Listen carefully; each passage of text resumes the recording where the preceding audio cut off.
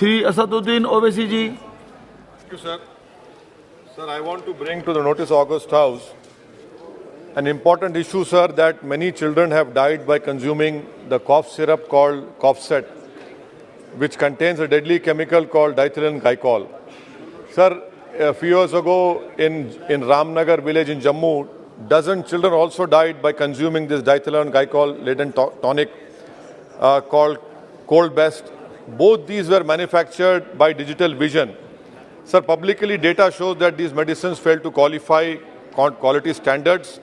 We have the Drug and Cosmetics Act 1940, which treats such serious offence.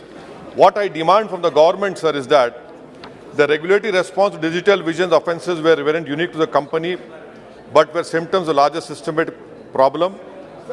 The Indian state and central drug regulators today balk at prosecuting manufacturers of substandard drugs. The Drug Consultative Committee and advisory body to state regulators have issued a controversial guideline that prosecuting every case of substandard drugs would lead to the harassment of manufacturers. This should be immediately withdrawn, and strict implementation of good manufacturing practices as envisaged by the Drug and Cosmetics Act should be implemented.